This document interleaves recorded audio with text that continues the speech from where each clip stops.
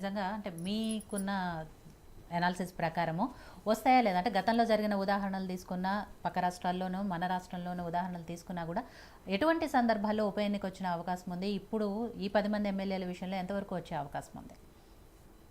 ఇప్పుడు ఫిరాయింపుల నిరోధక చట్టం కింద అనర్హత వేటు పడితే ఎన్నికలు ఖచ్చితంగా వస్తాయి. అయితే ఆ వేటు పడుతుందా లేదా అనేటువంటిది ఇప్పుడు పెద్ద సమస్య.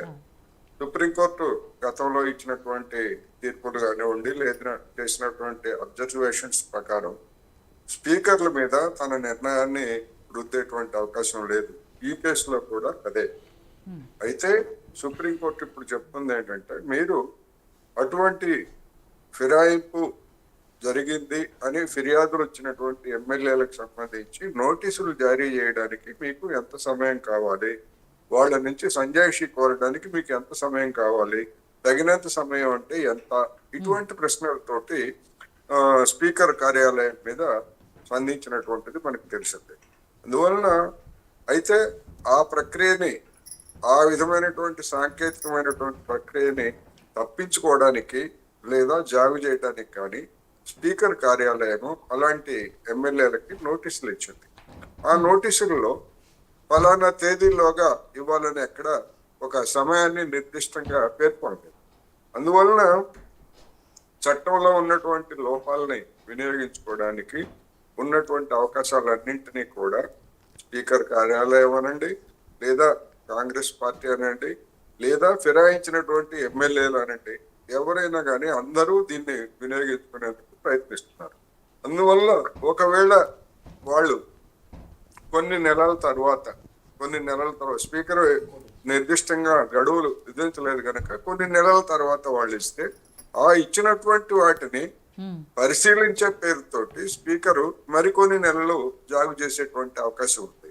ఆ జాగు చేయటాన్ని లేదా అప్పుడు కూడా మళ్ళా సుప్రీంకోర్టుకు వెళ్ళేట్లయితే అప్పుడు కూడా ఎంతకాలం మీరు పరిశీలిస్తారు అని ఒత్తిడి తీసుకొచ్చేటువంటి అవకాశం ఉంది. అందువలన చట్టంలో ఉన్నటువంటి లోపాలను ఉపయోగించుకొని చేస్తున్నారు.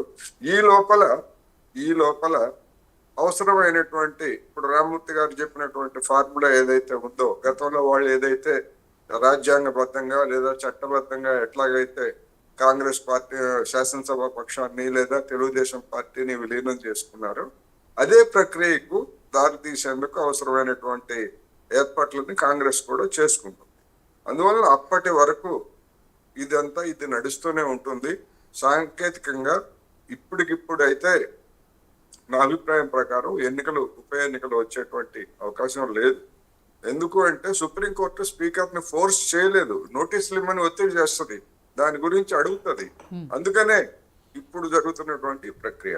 అందువల్ల ఇక మిగిలినటువంటి అంశాలకు సంబంధించి రాహుల్ గాంధీ ఎట్లా చెప్పలేదా, లేకపోతే నరేంద్ర మోడీ గారు ఇట్లా చెప్పలేదా, లేకపోతే కేసీఆర్ ఇట్లా చెప్పలేదా, అందరూ చెప్పినటువంటి వాళ్ళే, అందరూ ఉల్లంఘించినటువంటి వాళ్ళే.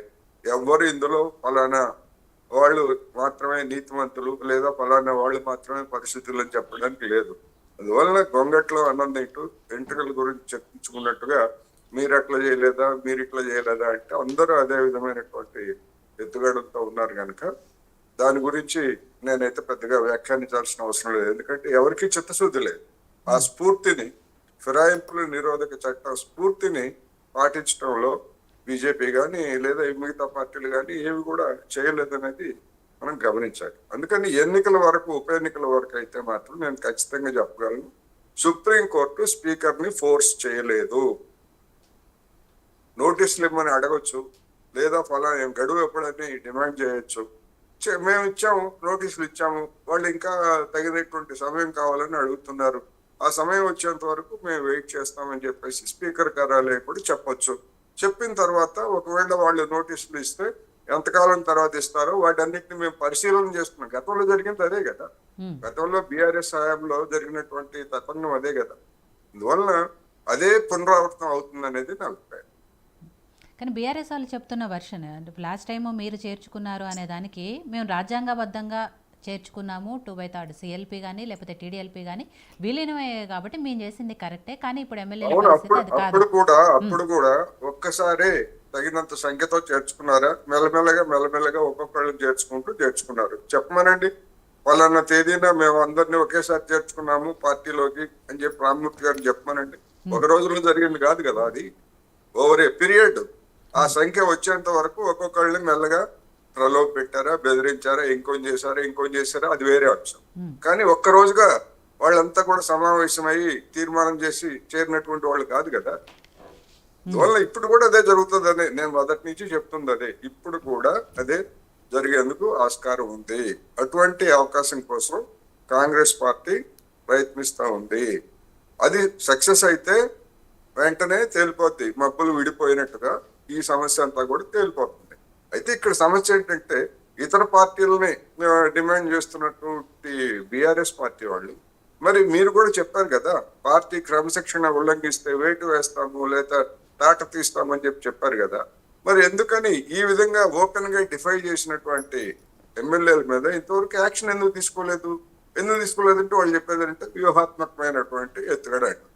కాంగ్రెస్ చెప్తుంది కూడా అదే, వ్యూహాత్మకమైనటువంటి ఎత్తుగడే. మనం చూసాం పక్కనే ఉన్నటువంటి ఆంధ్రప్రదేశ్ లో రఘురామకృష్ణరాజు అనేటువంటి ఒక ఎంపీ 5 సంవత్సరాల పాటు, దాదాపు 4.5 సంవత్సరాల పాటు బహిరంగంగా తిరుగుబాటు చేసి బహిరంగమైనటువంటి ప్రకటనలు చేసినా ఎన్ని చేసినా గానీ వైసీపీ అతని మీద యాక్షన్ తీసుకోలేదు. ఎందుకంటే ఒకసారి యాక్షన్ ఏమిటి తీసుకుంటే అతను స్వేచ్ఛాజీవి అవుతాడు. ఇప్పుడు ఫిరాయించినటువంటి ఎమ్మెల్యేల మీద బీఆర్ఎస్ అటువంటి చర్య తీసుకున్నా గానీ ఇక వాళ్ళు చేసేటువంటి ఆరాటం అనేటువంటిది కోర్టులో అది దానివల్ల ఉపయోగం ఉండదు. అందుకని వాళ్ళు యాక్షన్ తీసుకోకుండా ఈ విధంగా చేస్తున్నారు. మరి నైతికంగా వాళ్ళు కూడా బాధ్యులే కదా. కాంగ్రెస్ ఎట్లాగైతే నైతికంగా అమలు జరపలేదు అంటున్నారు, మరి వీళ్ళు కూడా అంతే కదా. యాక్షన్ ఎందుకు తీసుకోరు? కార్యకర్తలు ఎవరు మిమ్మల్ని డిమాండ్ చేయడం లేదా అటువంటి వాళ్ళ మీద యాక్షన్ తీసుకోమని? డెఫినెట్ గా చేస్తారు, కానీ ఎందుకు చేయట్లేదు మరి? అందుకని ఎవరు ఆడే నాటకం వాళ్ళు ఆడుతున్నారు. రాజకీయం అనేది నేను ఈ సందర్భంగా చెప్పచ్చు. రామ్మూర్తి గారు, కోటేశ్వర గారు అడిగారు, ఇందాక నగేష్ గారు కూడా అదే విషయం అడిగారు, ఎందుకు వాళ్ళ మీద యాక్షన్ తీసుకోవట్లేదు అనే దాంతో పాటు కేసీఆర్ గారు నిన్న మాట్లాడుతూ కాంగ్రెస్ పార్టీకి చాలా టైం ఇచ్చాం. యాక్చువల్లీ కాంగ్రెస్ పార్టీ అధికారంలోకి వచ్చినప్పుడే కేసీఆర్ గారు ఒక మాట చెప్పారు, వాళ్ళకి తగిన సమయం ఇద్దాము, ఇన్ కేసు అమలు చేయకపోతే, ఇచ్చిన హామీలు అమలు చేయకపోతే అప్పుడు మాట్లాడదాము అన్నారు. అన్నట్టుగానే 14 నెలలు అయింది కాబట్టి అమలు చేయలేదు కాబట్టి రేపటి నుంచి ప్రజా పోరాటంలో ఉంటాను, రాష్ట్రం అంతా పర్యటిస్తాను, ఈ నెలాఖరులో సభలు కూడా పెడతాను, ఇవన్నీ కూడా చెప్తాను.